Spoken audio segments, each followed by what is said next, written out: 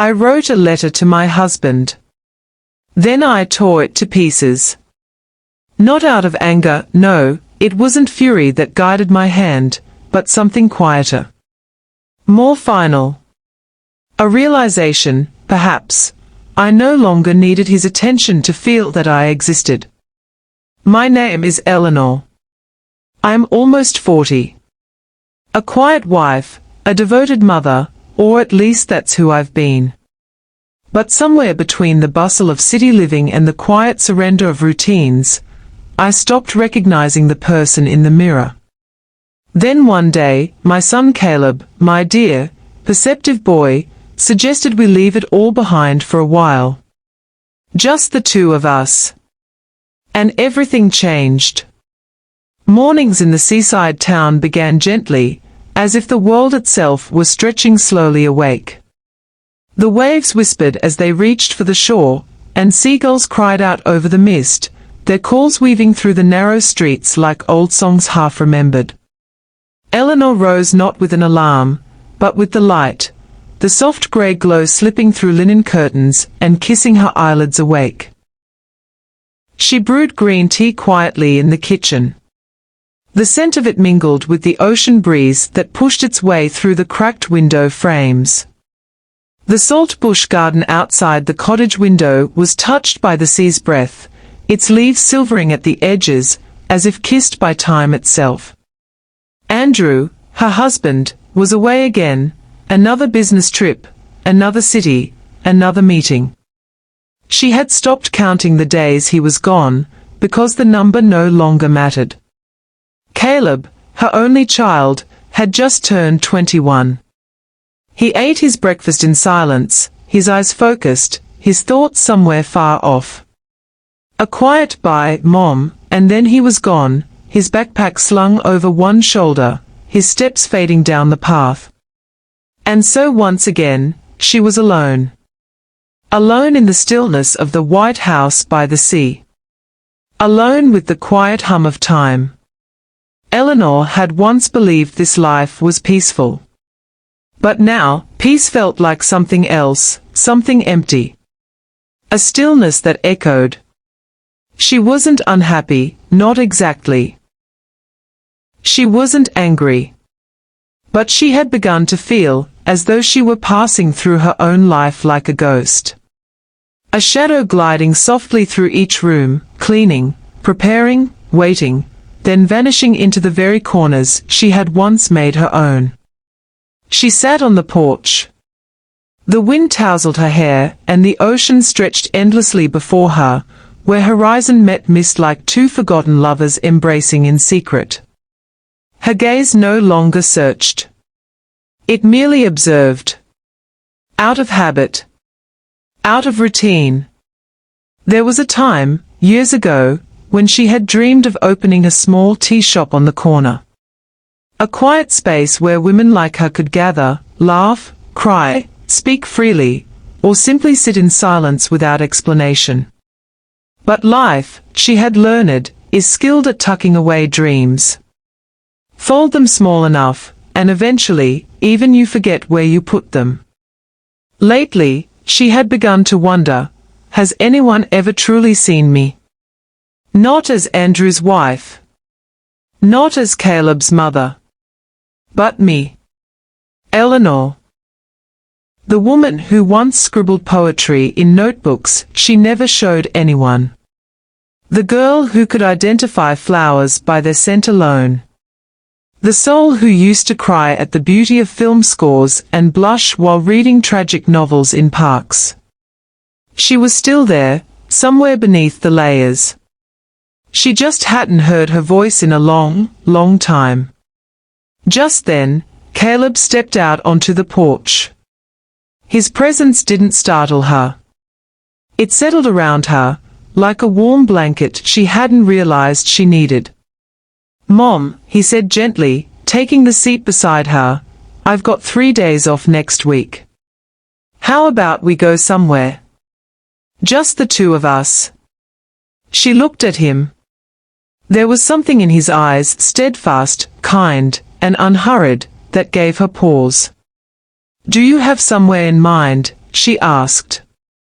He smiled faintly. A little island off the southern coast. I interned there once. It's quiet. You'd like it. And just like that, without logic or agenda, she nodded. Not because she needed an escape, but because something stirred inside her, something long asleep. Eleanor sat by the window of the ferry, her fingers tracing shapes in the condensation on the glass. The ocean outside was vast, a living quilt of blue and grey. Waves curled gently against the hull of the boat like secrets whispered in an old language. Caleb stood on the deck, arms resting on the rail, his dark coat billowing in the wind. His figure was calm, grounded. So different from the little boy she used to tuck into bed. And yet, he was still that boy, in his steady silence, his thoughtful eyes. She hadn't imagined taking a trip like this. Not for errands, not for family duty. But simply to go. To be. Because he had asked, and because for the first time in years, she had no reason to say no. The island came into view by early afternoon. It was smaller than she had pictured, rows of wooden cottages nestled between shore and forest, palm fronds swaying with grace, their shadows playing on the sand. The guest house they rented was simple but beautiful. Ivy climbed its porch rails and coconut trees whispered with the wind. Caleb carried their suitcase inside. Eleanor paused at the door, the stillness wrapping itself around her like a soft shawl. I thought you needed the quiet, Caleb said, pausing in the doorway. His voice was gentle, his gaze steady. She didn't reply. She didn't need to. That evening, they ate at a beachside cafe with tables perched under glowing lanterns. The plates were filled with grilled fish and local greens, the rice delicately wrapped in banana leaves. The sea was a hush in the background, a perfect backdrop to a silence that didn't feel empty. I remember when I was little, Caleb said, sliding a dish toward her, you used to tell me fairy tales before bed. But you stopped. She set her chopsticks down, surprised. I thought you didn't need them anymore. He shook his head slowly. I didn't need the stories. I needed you. The way you used to be, when everything about you was so full of color. His words slipped beneath her ribs and settled there, warm and aching. She looked at her son. Truly looked. And realized he had seen her, not as a parent or caretaker, but as a person. Even when she had forgotten herself, he hadn't. That night, Eleanor stood on the porch long after Caleb had gone to bed. The island was silent, save for the rustling of trees and the rhythm of waves against the shore. She wrapped a light shawl around her shoulders and stepped onto the beach, her feet sinking slightly into the cool sand. The stars were unfamiliar here, new constellations drawn by a hand she did not yet understand. The sea breathed in and out, steady as a lullaby. And she listened. Not for someone to call her name. Not for a reason to respond. But for herself. She didn't hope. She didn't plan. She simply stood still, and in that stillness, she existed. Not as someone's wife. Not as someone's mother. But simply, Eleanor. A woman between sky and sea. Eleanor had never truly been lost. Somewhere deep inside, she had always known the way. It wasn't confusion that had led her adrift, but years of silencing her own voice, of turning down the volume of her desires so others could be heard louder. Life had a way of pressing itself inwards, demanding, relentless, often unkind in its timing. But now, in a moment both ordinary and profound, her son had reached out, his hand steady, his presence unwavering, and gently reminded her how to return to herself. That morning, Eleanor woke before the sun had fully risen. The first light spilled in through thin white curtains, as soft as a whisper across her cheeks.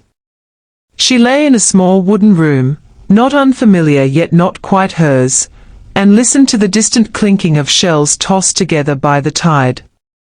The slow exhale of waves beneath a pale blue sky sounded like the world itself was breathing deeply. Caleb had risen early. She saw him through the open door, standing on the porch in a dark shirt and worn shorts, a small backpack slung over one shoulder. There was no rush in him, only quiet purpose. When Eleanor stepped outside, he turned and smiled. "Do you want breakfast first? Or take a walk before we eat?" She hesitated, only for a moment, then smiled back. "Anywhere is fine, as long as you're walking with me."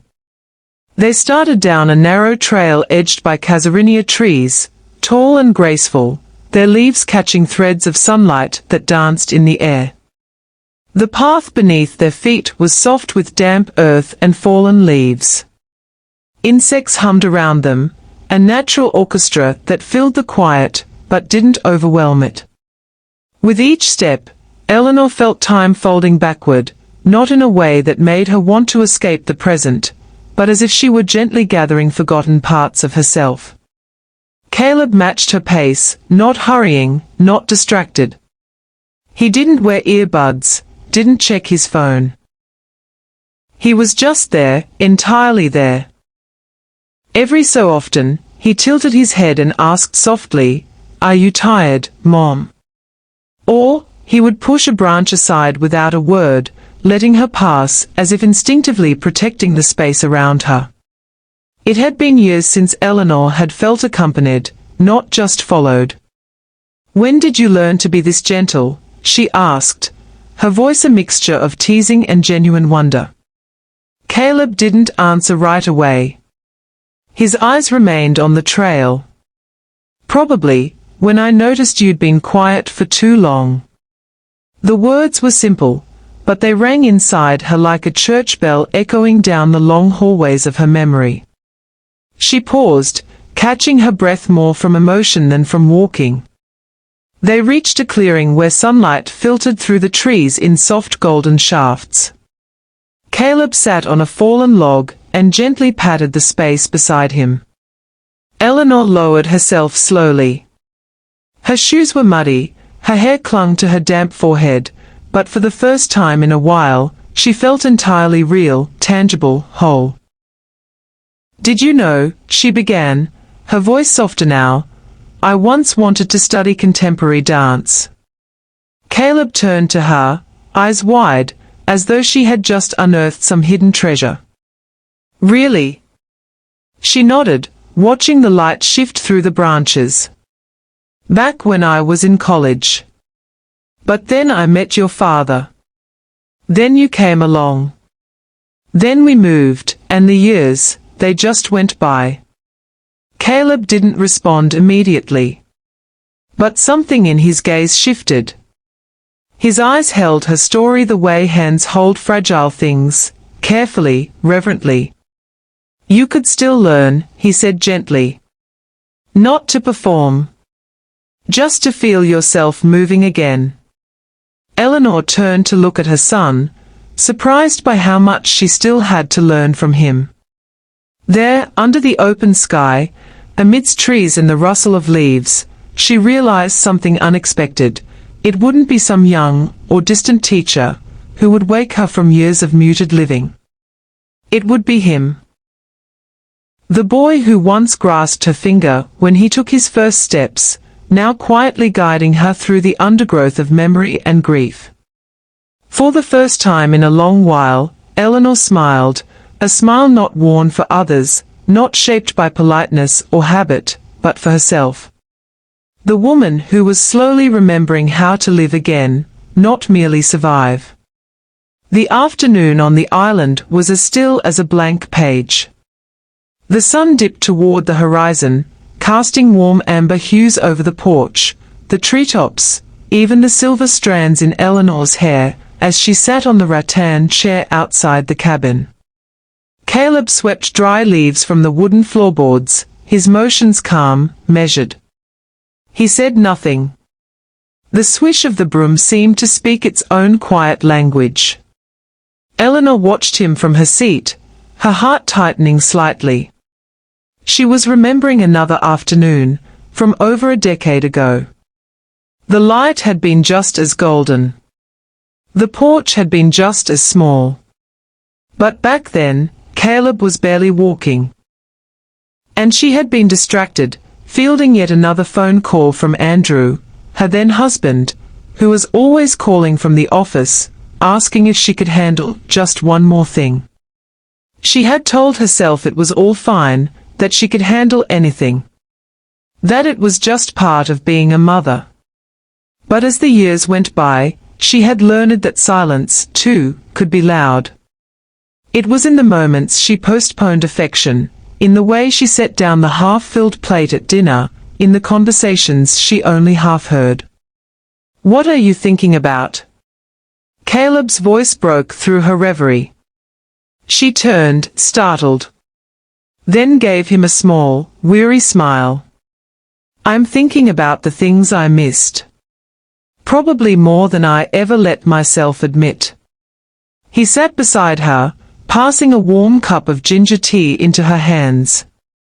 The steam rose in delicate spirals, an invitation, perhaps, to forgive herself. "I think," Caleb said, his voice steady, "most of us miss out because no one teaches us how to stop and just be. They only teach us how to try harder." Eleanor looked at her son, her chest tightening. In his calmness, she saw a reflection of the girl she used to be, the one who believed that love meant giving everything, even when it hurt. She had given, and in doing so, slowly disappeared from herself. "Have you ever," she hesitated, "felt like I wasn't really there?" Caleb didn't respond immediately. Instead, he looked out toward the trees where the first hints of dusk were creeping in. "I have," he said eventually. "But I never blamed you. I just felt sad. Watching you disappear." The honesty cut through her like wind through a cracked window. Not painful, but bracing, real. Eleanor swallowed hard, tears pressing at the back of her eyes. She had once thought that holding a family together meant being unshakable. But she now understood how invisibility could be just as damaging as absence. The sky turned violet, the first star appearing above the trees. Eleanor whispered as if to herself, "It's time I learned how to truly be present." Caleb didn't say anything. He just nodded, and in his eyes, Eleanor saw something she hadn't dared to believe was still possible, trust returning. That evening, the small wooden kitchen glowed with soft light. A teapot murmured on the stove. Eleanor stood with her back to Caleb, arranging slices of bread on a plate. But inside, she was arranging something else, courage. "I've been meaning to ask you," she said, her voice low. "What made you bring me here?" Caleb, who had been stacking kindling near the stove, paused. Then, after a long moment, he set the wood aside. "I wanted you to have space to breathe. To remember who you are." Eleanor turned, leaning slightly against the counter. A breeze came through the wooden door, carrying the scent of salt and memory. She looked at her son. Not a boy anymore, but a man who carried both his parents in the shape of his face, and something else entirely in his soul. "I've known for a long time that you weren't okay," Caleb said, voice rough with emotion. "When I was little, I didn't know how to explain it. I just knew that every time you cleaned in silence, every time you said I'm fine, something in you had just broken." Eleanor felt a wave rise inside her. But she didn't interrupt. I didn't bring you here to fix you, Caleb added. I brought you here to remind you that you're still whole. Still here. You haven't been forgotten. You don't need to disappear to hold everything together. A soft sob escaped Eleanor as she lifted a hand to her mouth, not from shame, but from the sudden, overwhelming realization that someone had finally seen her. You've really grown up, she whispered, tears brimming. I always thought I had to carry it all. That I was the only one holding everything up. Caleb stepped closer. He didn't hug her. He didn't say more. He simply placed a firm, steady hand on her shoulder. A quiet reminder that she wasn't alone anymore. I want you to be fully you again, he said softly. Eleanor, as you've always been underneath it all. And in hearing her name spoken like that, not as mom, not as wife, not as caretaker, but as herself, Eleanor felt something break open. Not painfully, but like a seed finally cracking after long, patient years beneath the soil. She wasn't finished yet. But she was beginning again. In the quiet hush of a seaside kitchen, where the steam from a teapot rose like breath held too long, Eleanor sat across from her son, Caleb. The air between them was heavy, but not with tension, more like with truths that had waited far too long to be spoken. The wood creaked beneath their chairs, the tea steeped quietly, and Eleanor smiled through her tears. For years, she had worn the face of resilience, of service, of doing what was expected. But something was different now. In that flickering silence, under the warm light of the ceiling lamp, Eleanor finally spoke, not just to her son, but to herself. I think I've forgotten who I am, she said softly. Caleb looked at her without judgment, only with the depth of someone who had seen her pain without needing her to name it. That night, something changed. Eleanor came to understand that forgiveness wasn't only an offering we extend to others, it's often the first gift we must learn to give ourselves. The next morning, she woke before the sun fully rose. There were no urgent alarms, no pressing needs, no roles to immediately assume. Just light, soft and gold, spilling across the old wooden floor like a silent welcome. Outside, the sea breeze drifted through a half-open window, carrying with it the scent of salt and new beginnings. It wasn't the light that woke her. It was the feeling. A kind of quiet she hadn't known in years. Not the silence of absence, but the stillness of peace. Eleanor lingered in bed a little longer, savoring it. Then she rose, slipped on an old sweater, and stepped onto the porch. There, on the steps, sat Caleb with a sketchbook in hand. The morning sun painted his profile in soft hues, the wind playing gently through his hair. "What are you drawing?" she asked, her voice still hushed with sleep. Caleb looked up with a quiet smile. "You," he said simply. "I started sketching you while you were reading last night. You looked like yourself." Eleanor blinked, caught off guard. She walked down to where he sat and looked at the page.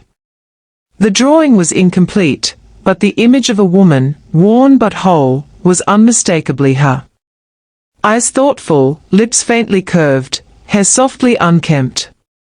There was something deeply human in the image, not idealized but real. "No one's ever drawn me before," she said, brushing a hand across the edge of the paper. "Maybe they never truly looked," Caleb replied gently. "But I see you. You still have that quiet light, Mom. The kind that stays, even when you've been told to dim it for too long." Her breath caught. She turned away, tears rising. But this time she didn't hide them. They spilled freely, not out of sorrow but recognition. I used to think everything important was behind me, she whispered. That I had missed my moment. But today, I realized I never really stopped. I just forgot how to see myself. Caleb reached out and rested his hand over hers. They didn't speak. There was no need. The morning light did the rest. Later that day, Eleanor walked into the small back room beside the porch, a space that had become a quiet storage of her forgotten life. Old books, embroidery pieces, and dusty notebooks filled the corners. She sat cross-legged on the wooden floor and pulled out a box she hadn't opened in years. Inside were fragments of dreams, pages yellowed by time, a draft of a novel she had once been passionate about, a hand-drawn map of a solo journey through Italy she had planned in her 20s, and old Polaroids from her early college days. One of her smiling behind the counter of a tiny roadside bakery, holding the first pastry she had ever sold. As she sorted through the box, she came across a diary entry that made her pause. One day, I'll wake up early not to make breakfast, but to hear the ocean. I'll start learning French again, not because someone expects it, but just because I want to. The words were scrawled in a youthful, hopeful script. She had once wanted more than survival. She had once dreamt vividly, courageously. And here she was, decades later, not broken but paused. Dreams don't always die, she realized. Sometimes they wait, quietly, patiently, for us to turn around and remember them. Eleanor reached for a fresh notebook. On the first page, she wrote, I once disappeared into my roles. But I'm coming back, not for applause, not to be seen, but to live each small moment with all my honesty. She placed the pen down, not as an end but a beginning. When Caleb returned from his walk, he found his mother at the computer, fingers dancing over the keyboard. I thought you were resting, he said. I am, she smiled. But I'm also beginning. He nodded, and without needing any more explanation, sat beside her. The afternoon breeze flowed through the open window, sunlight turning the walls golden. The house hadn't changed, but the woman within it had. The next day, Eleanor rose even earlier, not out of duty, but out of desire. She wrapped herself in a wool shawl, brewed a cup of tea, and returned to the notebook. No longer a record of lost time, the pages now held a list, small intentions, tender beginnings. By watercolor paints. Call Emily, the old friend I once promised to visit. Plan a small baking class this fall. These were not resolutions, they were seeds. And she, finally, was ready to tend them. When Caleb awoke, he found his mother smiling to herself by the window. Not because anything extraordinary had happened, but because she had allowed herself to simply be. To breathe. To feel. I was thinking of taking a drive around the lake later. Would you like that? He asked. Eleanor looked up and nodded. Yes. But this time, I want to drive. He handed her the keys without question, like passing a baton in a relay. A quiet ceremony. A moment of trust. The car moved slowly down the winding road that circled the lake. Eleanor's hands were firm on the steering wheel, not clinging, not hesitant, just sure. She didn't need a map. She didn't need to know the destination. What mattered was that, for the first time in a long time, she had chosen the direction. They stopped by a field where wild lavender bloomed in clusters. Eleanor stepped out, took in the scent, sunlight, earth, freedom. She stood there, still, the breeze brushing against her cheek like a whisper, "You're here. You never left. You just forgot how to arrive. Caleb joined her, and they sat side by side in the grass, saying nothing. There was no need. The world, in its quiet beauty, said enough. Back home, Eleanor placed a small bundle of wildflowers in a glass vase at the center of the table. The kitchen hadn't changed. The same creaking floors, the same tea kettle, the same soft morning light. But she had. Sometimes, the path back to ourselves isn't a loud revolution. Sometimes, it's the soft rediscovery of breath, the courage to say I want, the bravery to follow a quiet voice that says start again. Eleanor's story wasn't about escape or rebellion. It was about return. Return to herself. To the woman she had tucked away behind responsibilities, labels, and silence. If you've ever looked in the mirror and not recognized your own eyes. If you've ever been tired of being fine for too long. Maybe, just maybe, it's time for a new season. You don't need to leave everything behind. You don't need a grand gesture. You just need to start, maybe with a cup of tea at sunrise. Maybe with a forgotten hobby. Maybe with a wildflower by the roadside. Ask yourself, what is the wildflower in your life? That simple, quiet thing that reminds you, you're still here. You still matter. You're still becoming. Conclusion. Eleanor's journey reminds us that healing doesn't always come through change that is loud or public. Sometimes it comes softly, through moments of reflection, through silence honored instead of feared, and through the small steps we take toward our forgotten selves. In a world that often celebrates speed and spectacle, there is power in returning to simplicity. To sit with your own soul, not to fix it, but to listen to it. Maybe that is the most courageous act of all. Thank you for watching Interesting Stories of Moody Tales. Kindly like, subscribe and share to get more interesting and educative stories. That's much better than this best wishes. From here, have a nice day.